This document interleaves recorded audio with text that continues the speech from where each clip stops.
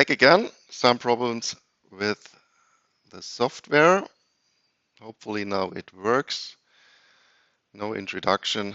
Now we are at the point that we want to talk about the modern circular flow, and we just started with the two sectors, household sector and enterprise sector, and what kind of economic dependencies. Yes, enterprises pay a salary, so we are earning money. There we say YHE.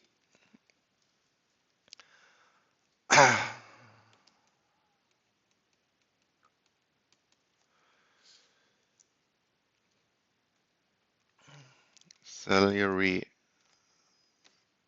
H to other way around, E to H, and they are consuming, and there we write CH, consumption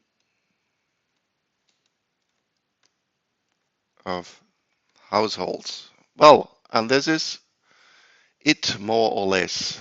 And if you think about your introductory courses, then this is more or less the demand. We go shopping. This is our demand for goods and services. And the enterprises, they provide the goods and services and they pay to us the salary. And then we take the next sector, government.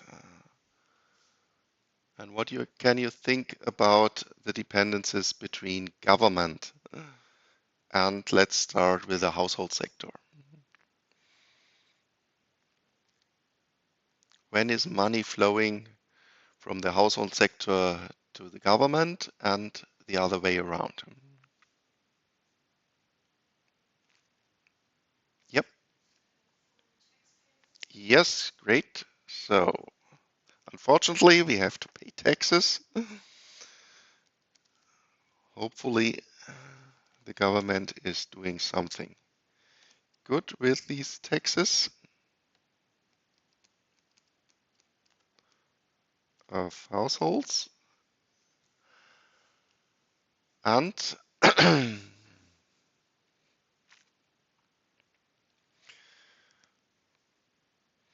how is money coming back from the government to the household sector?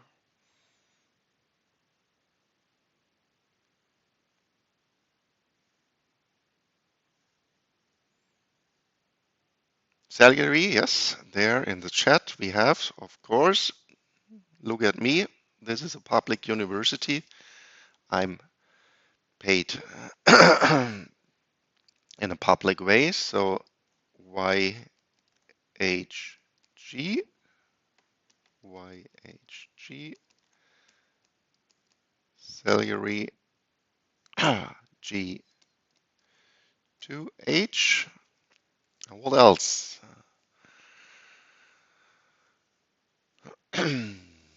This was just this morning and yesterday very prominent in the news.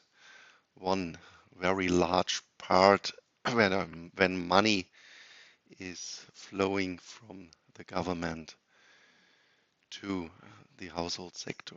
But if you have another idea, no problem. Yes, yeah, yeah. And maybe you can give more specific examples. So your colleague said in general, public welfare services, a specific example. Transfers, yeah, this is right. And what is behind these transfers?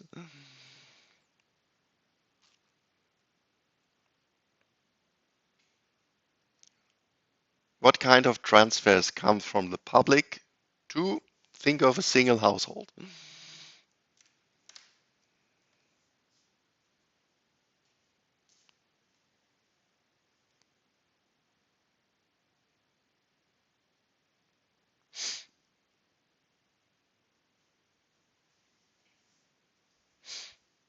Well, a smaller part. I'm 50 years old. I have 3 kids. Maybe you are a little bit younger and you don't have kids already. What do I get if I have 3 kids? Yeah, yes, for each children, yeah. So there's payment for children. Well, of course, this is some billion euros, but this is a smaller part of the transfers. What are the larger parts of the transfers? Very, very large parts. It's more than 100 billion euros. Yep.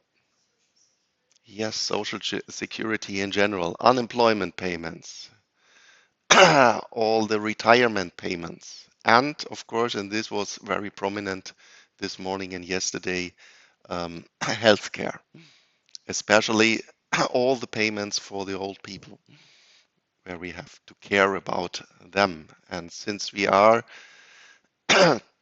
in the industrial countries, we became older and older and older, and even the period when you are not working anymore, just around 65, 70 years, then we are still living 10, 15, in the future 20, 25 years. And then especially the payments for the healthcare is going up and up. And well, we will see how we will manage this in the future. And actually, you have to manage this because in 5, 10 years, then you are working and then you have to finance these transfers. And this we call ZH, transfers from G to H, unemployment,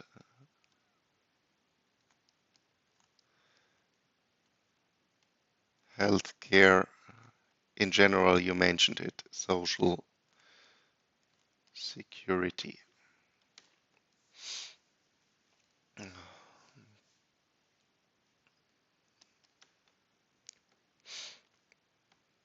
And think of this, more than 100 billion euros in Germany.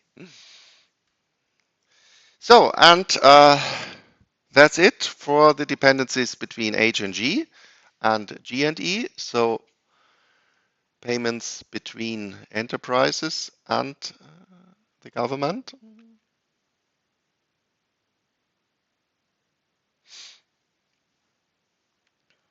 So if you see if something is written here in the chat and I don't see it, you can just mention it.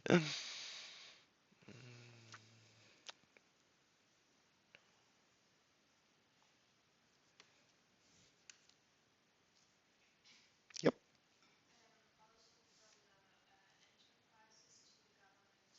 Yes, of course. Tax payments.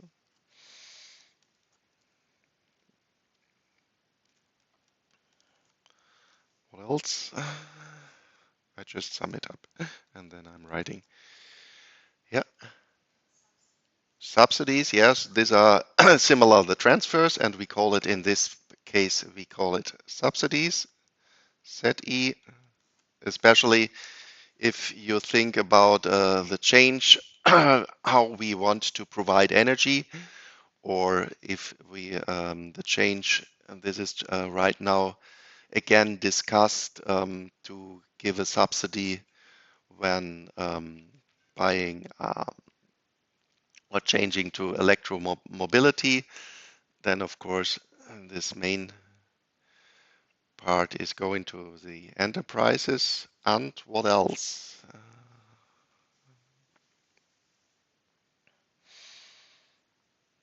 The guys who are in the room here, you are sitting on something and you are sitting in a public university. So what is this then? Yeah. yes, and this we called it in the when we looked at the dependencies between H and E, then we called this buying goods and services.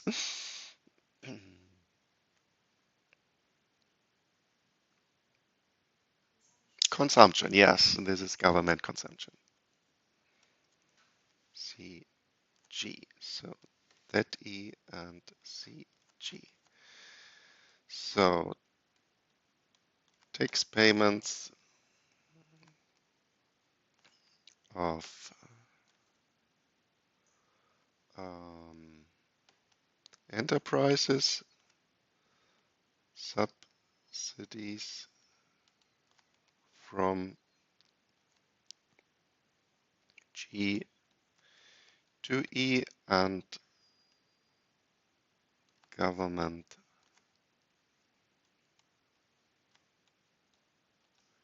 consumption. Yeah, and then we are within a modern economy. So we have the financial institution sector. And if we go back one slide, then why do we introduce this? Well, it is in general because of all the dependencies coming from savings and investments. And especially if you then thinking of that part of these financial institutions sector is the banking sector, we can just say, well, we have a banking account as a private person and you are saving the money there, and then all these savings are collected together, and from these collections we especially can do then large investments. But still, you should be careful. If you look in other textbooks or in other lectures, then there is just said that these financial institution sector would be or is just called the banking sector, but in a general way, there's much more behind it. Let me write down it here that this is, of course, not only banks, but only yeah, insurances,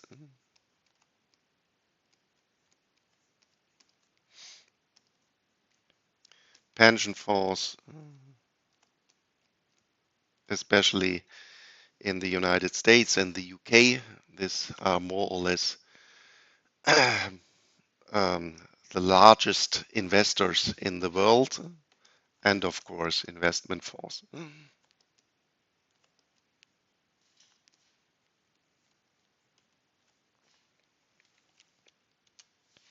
And so on. So, in a very general way, you have to think about financial institutions, banks, insurances, pension funds, investment funds. Okay, well, then I mentioned it. So, every sector can save.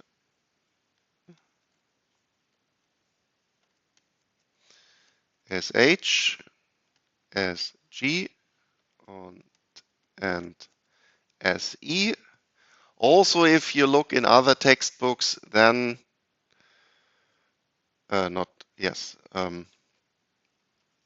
quite often you don't find these SG because one can think of that the government quite often didn't save anything. They just increase their debt.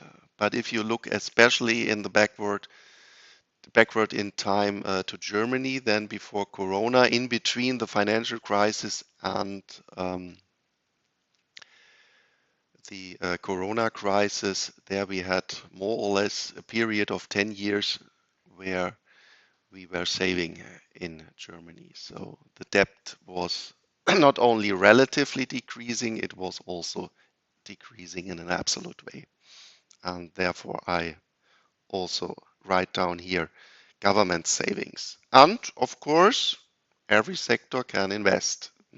And this means we have also arrows in the other direction with investment. And let me put this together as H, G, and E, savings of the sectors, and I, H, G, and E, and this is investment, H, G, E,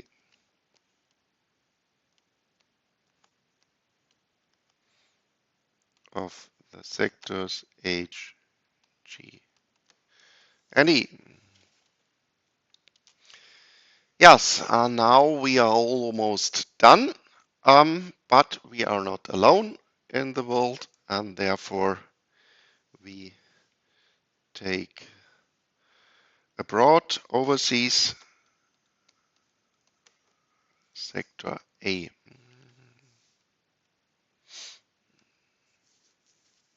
And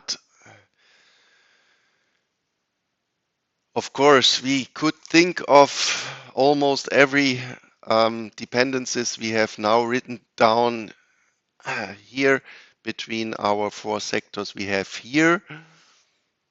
We are investing, we are saving, we are consuming. When you are buying something at Amazon, then it's maybe coming from the United States and so on.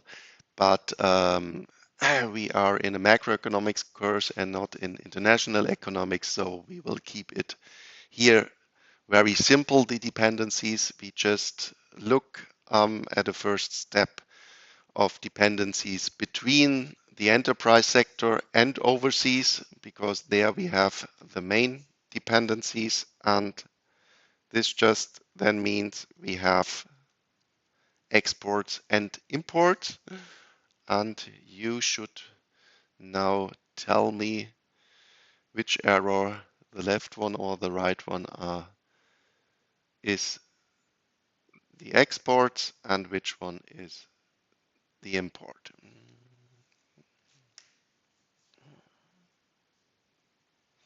So X and M.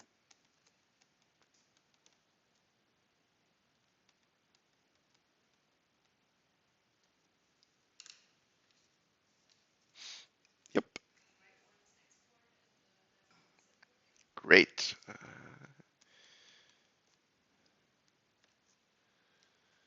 Exports and, oh, sorry.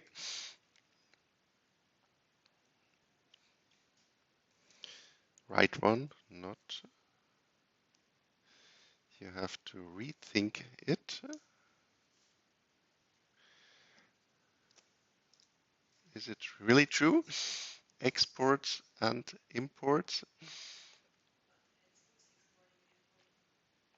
Oh, exporting means that we are looking from, then it's okay, what you're saying. So we are looking from our perspective.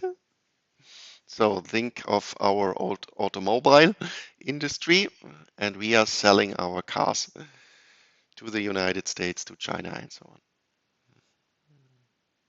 Yep, yep, yeah. So the car is going out, but the money is coming in. Okay? Oops. Exports and imports. So be careful.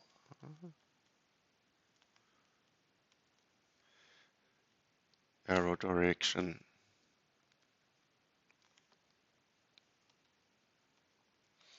means money flows. So, and then of course I mentioned it, if you are buying something via Amazon, it can come from all over the world, but also we can invest at the Wall Street. So there are many, many dependencies we can think of between the household sector and overseas. But this we will collect here all together. We aggregate this all together, and then we say there is just one dependence between the household sector and overseas, where we sum up everything, what can go in, what can go out, and this we call then NT, net transfers between the household sector and abroad. Well, we just choose the arrow direction from the household sector to overseas, and there's the reason. If we look from a German perspective, then this will be in practice a positive number, because we are, so to speak, putting from the household sector more money overseas to other countries than money is inflowing to Germany. But of course, this has not to be the case for every country, so net transfers can be positive or negative. Yeah?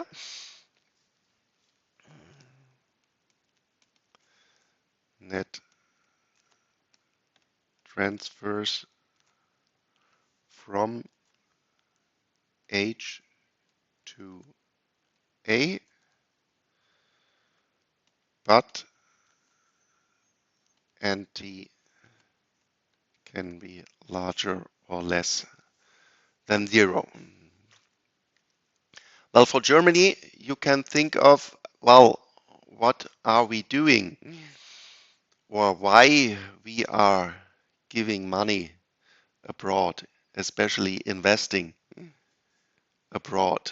This is because we expect, in general, a higher yield if we are putting our money abroad. And the reason for this is we are, so to speak, an old economy.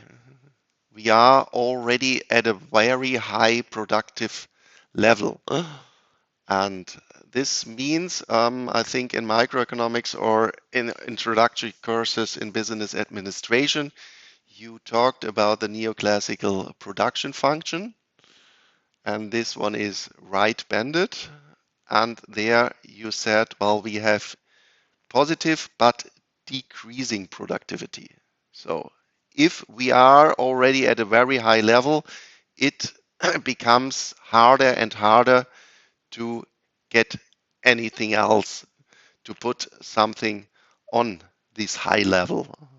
And therefore, especially if we look at the emerging markets, they are starting their economy, then we think of that within these countries, when we are putting our money abroad, that we obtain higher yields, and especially if we have an economy which becomes older and older and older, then we are looking, or the economy as a whole is looking, where can we put our money that we get a high yield back in order to finance all the things we have to meet in the future.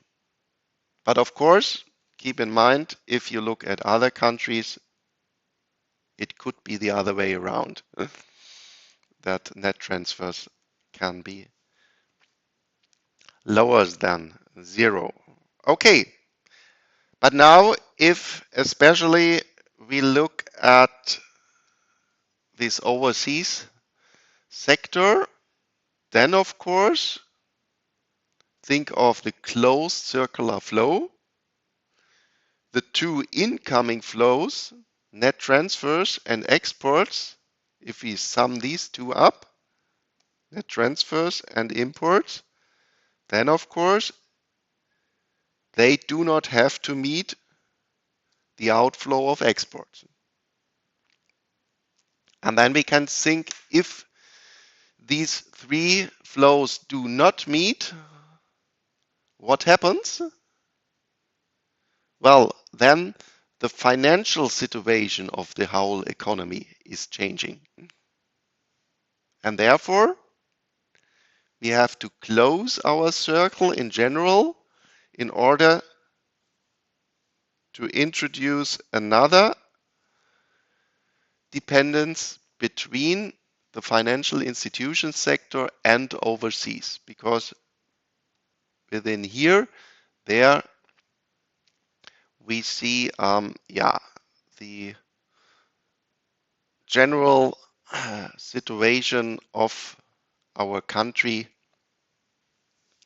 And well, now we can just apply this axiom of the closed circle, that just by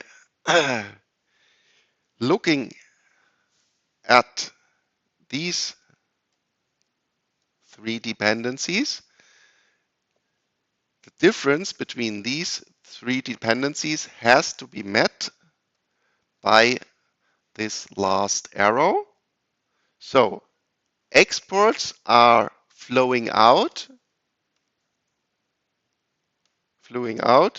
and if this is the arrow direction, then the exports have to flow in order to cancel these exports here. So exports have to be positive at this arrow. Imports are going in. So to speak, if we look at this arrow, they have to go out, and therefore we have to subtract them. Okay? So minus imports, and net transfers are also flowing in. They have to go the other direction at this arrow. Also, we have to subtract these net transfers.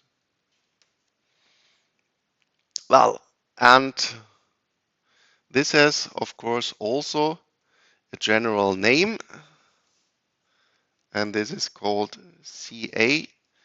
This is the so-called current account, and this subpart exports minus imports. Maybe you have a clue how do we call this?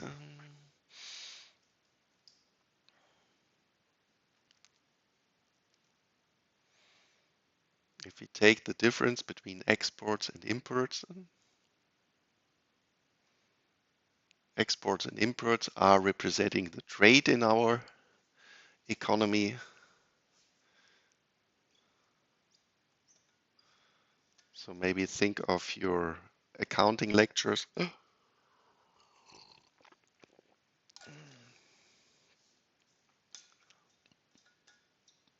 If you take the difference between something which is going in and something which is going out,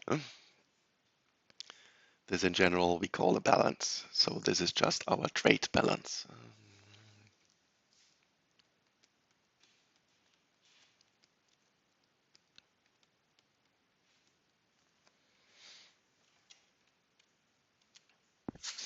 Okay, so and then let's also have a look in order to end this part. This I will do in red. If we look at this financial institutions sector, what do we see there? If we look at the inflows, then all the savings are going in. So SH plus SE plus SG. And what is going out? All the investments. EH plus EE plus EG, and the current account is going out. And the current account, this we can also more or less interpret as an investment overseas. So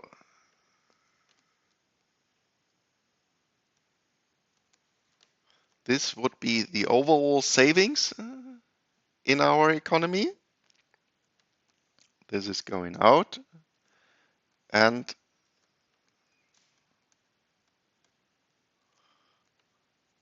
this is the overall investment in our economy. Well, and yeah, in business administration lectures, then maybe you talked about the performance of a single enterprise and how this enterprise is performing in time.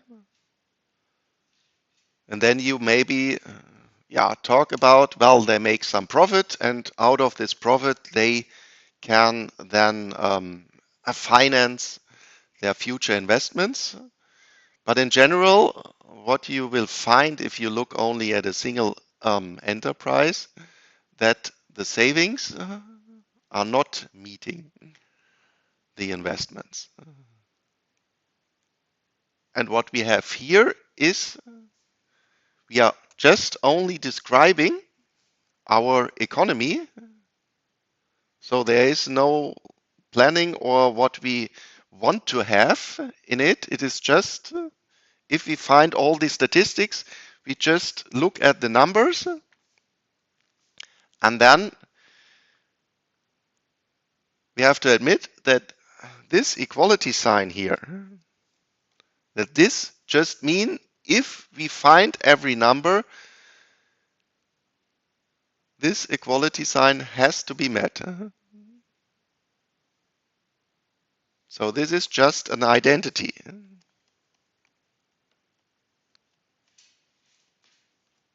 And this is quite, at a first look at it, it is maybe surprising. Investments meeting always is meeting always the savings.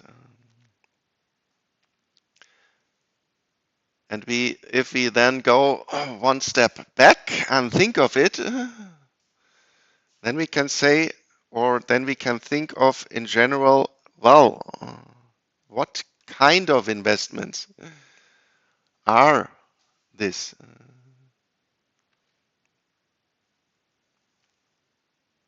What is investment if you look at a single company?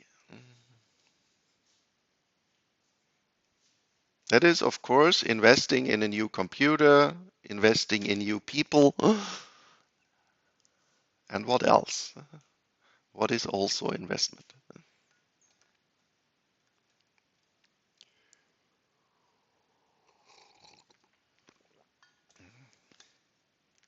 Well, today in a company, we are deciding how much we are produce for tomorrow. So we have a plan, we have an expectation. How much goods? Again, let's take the automobile sector. How many cars we can sell in the future. And here in Lower Saxony, we have the largest automobile company in Germany, Volkswagen, and they right now have a problem. What kind of a problem do they have?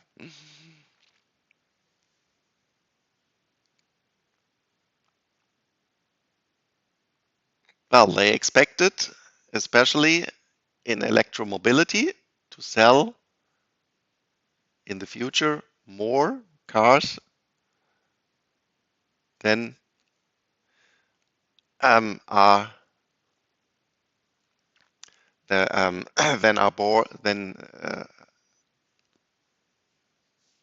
were bought by the people. So some, let's say, 2-3 years ago, when they claimed, well, we are changing to electromobility, we start to produce these cars, and these cars are now there. They are just located at the parking areas, and they are now there. Well, and this is, of course, also investment. But unfortunately, this is unexpected investment. And what we are doing here is just we are describing our economy. We're describing what has happened the last year in our economy. And then, unfortunately, it can happen that we see we have produced in the last year goods which we haven't sold. And these goods are then unexpected investments, and this investment we also find in the general investment part. So within these numbers,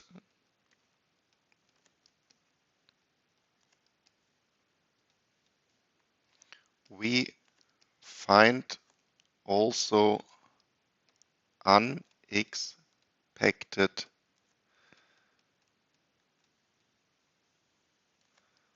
investments. And further on, we will see that especially if we look at economic growth in general, that these unexpected investments are very important. So, in general, this is the change of inventory.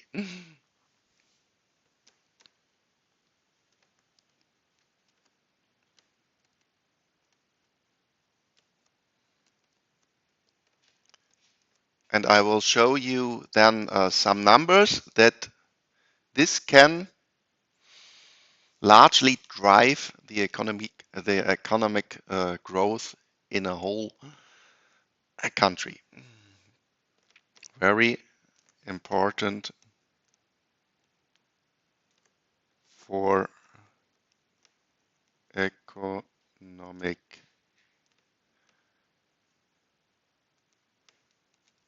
growth, especially in the crisis situation.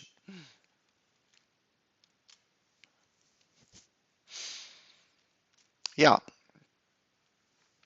So that's it for the circular flow. And well, if you look at this picture here, if we go just back, we had these three possibilities to describe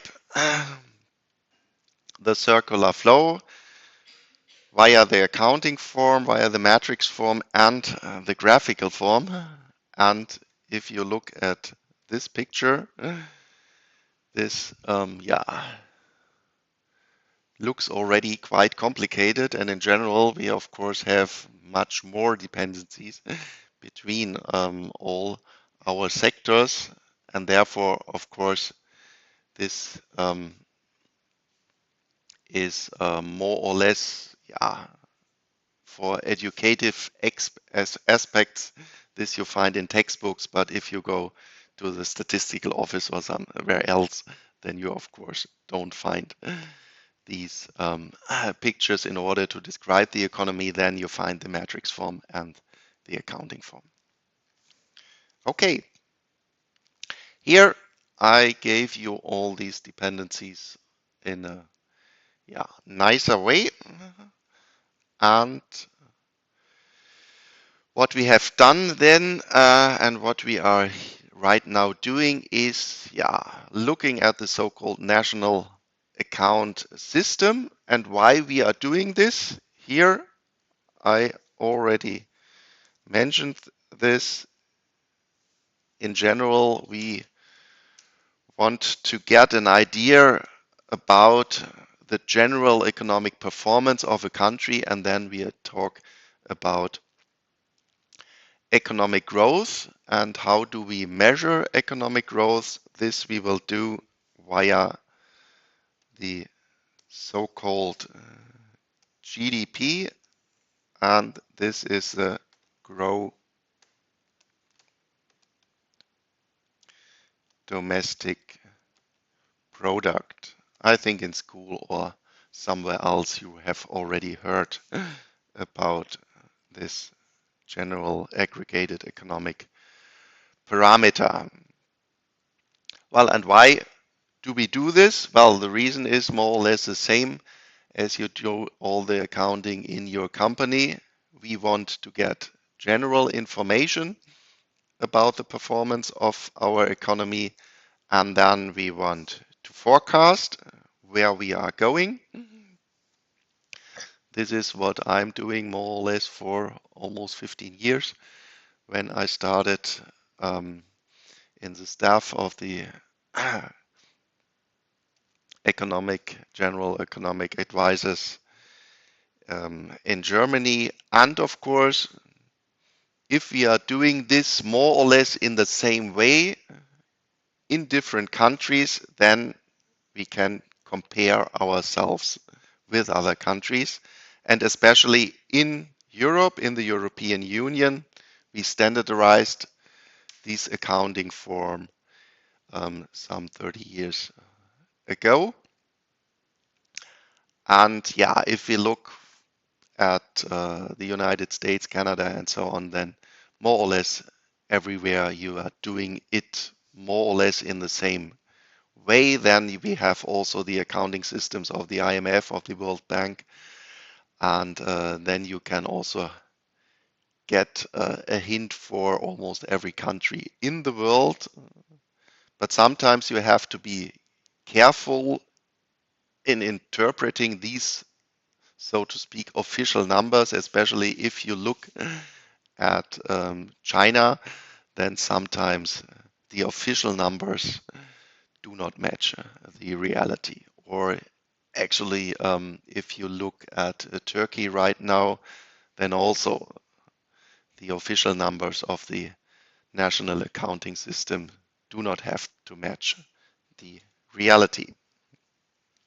Yeah, and after this, we will go now to the central parameter with which we are measuring economic performance of a country. We will look a bit more deeply into what is meant by the gross domestic product. So, how is it defined? Gross domestic product is the total market value of finished goods and services produced, and now this is important, within a country's borders in a specific time period. And if you hear some numbers, well, the GDP of a country is that large, then in general, if nothing else is said, then it is meant that it is the GDP of 1 year. And especially when we look at this within a country's borders, then we call it the so-called domestic concept. So GDP more or less means, let me try to sketch this. Here is Wilhelmshaven.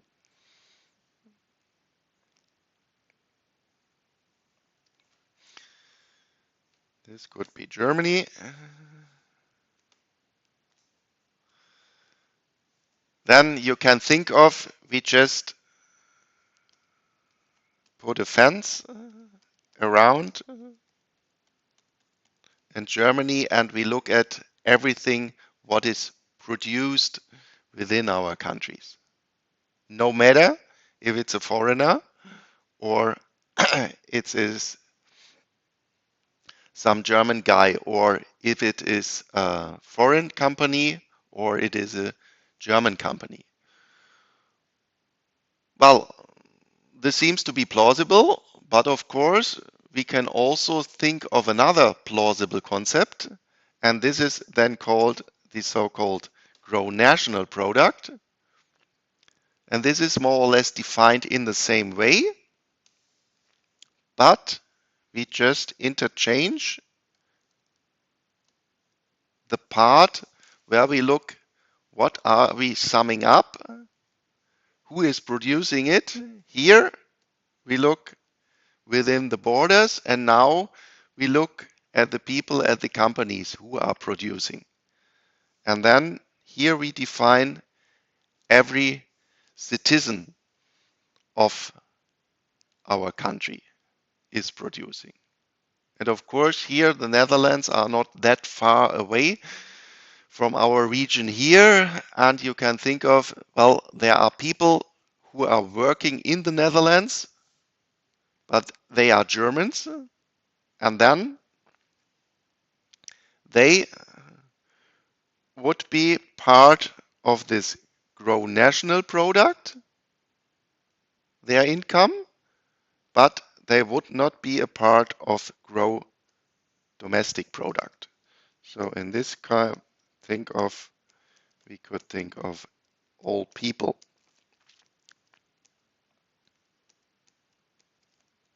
who are working, and then we are summing this up. And yeah, for Germany, it makes not that much difference if you look at the national concept or if you look at the domestic concept.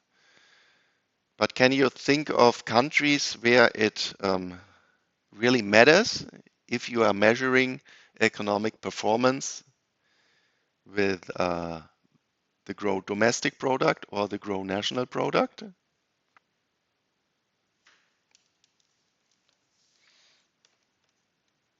For Germany, it makes not a large difference between GNP and GDP. But think of other countries.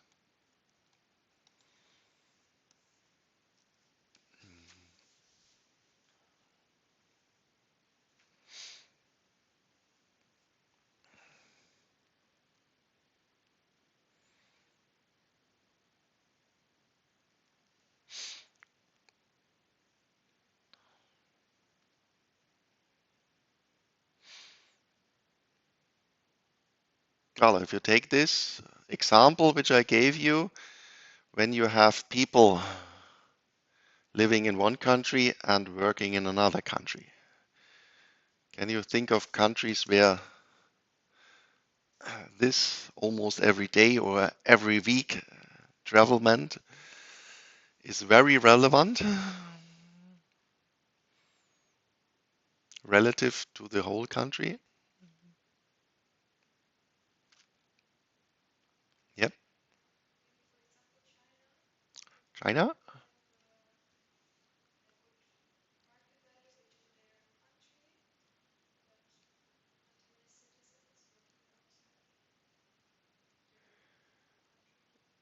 Yeah, but there are not that many people traveling, and they are producing mainly within their country, the companies, and they are very large. So even if there would be some people working abroad, then even then, this would be relative to 1.4 million inhabitants, a relatively small number.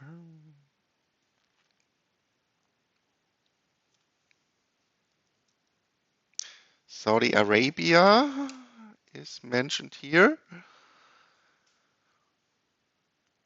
Why do you think of Saudi Arabia in the chat?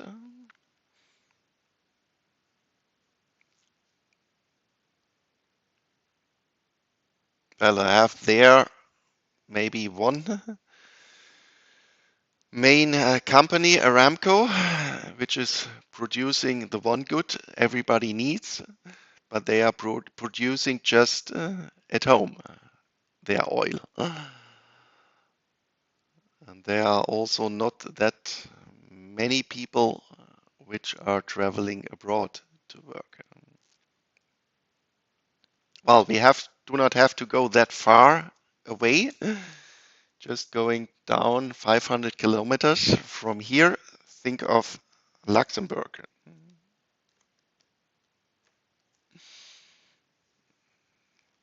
Why is Luxembourg an example where it makes a large difference?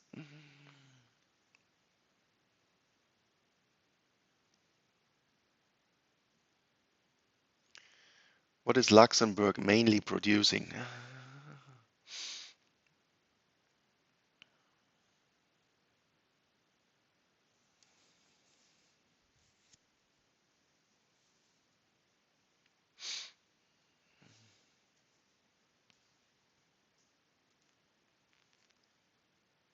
Financial services.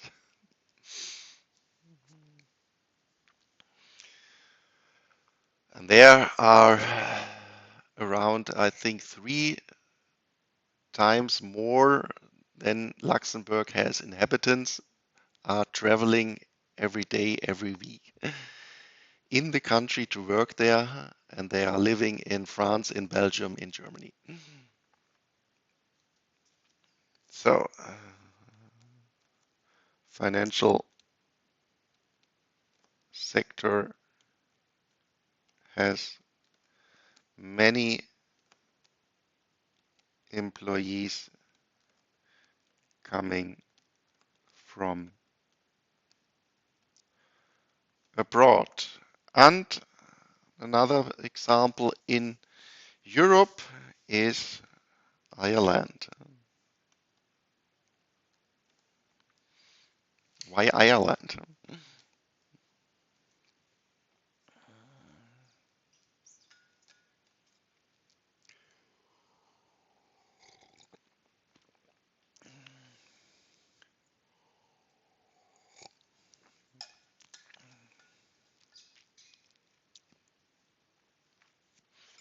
Well, there are not that many people traveling. It's an island. It's not that easy that every day somebody is coming in and going out.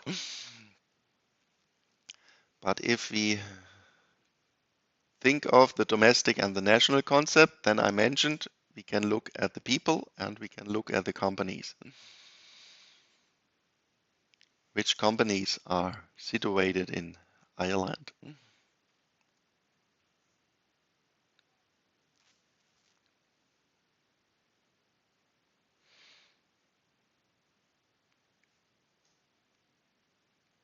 Well, you are digital natives, so to speak.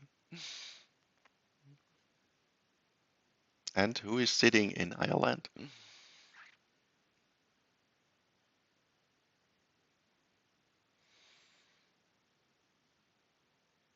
So all the European offices of Facebook, Apple, I think also Microsoft, and so on, they are sitting in Ireland. And why do they sit there?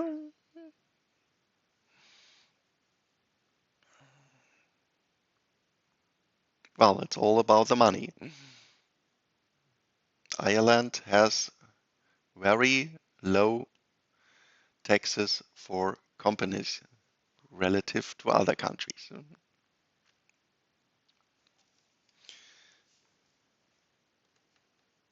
So many large digital companies have their European offices in Ireland. Apple, Facebook, or Meta right now. Well, and actually, this meant in 2015 that Ireland grew in GDP more than 20%. And the reason was that I think it was Apple who just changed where do we locate our patents, so our property rights, and they moved this to Ireland, and they had a very, very high value, of course, and this actually pushed then the Irish economy by 20%, But then you have to think of, well, I want to measure economic performance of a country in general and then look at this number. Well, what is the value of this information? Is then everybody in Ireland better off after only this switch? Of course not. And this is then an example that you always have to be careful looking at the numbers, and you have to think of, do I look at the right number when I want to get some information out of it? Okay, so then that it was for today, and on Thursday we then start with some descriptive numbers that you also know. Well, how large is the GDP, especially then we do it as an example for Germany, and what are the main parts of GDP and so on. Thank you very much. Yeah, here in the chat was the right answer. Taxes are quite often the reason why companies are going in this country or another country.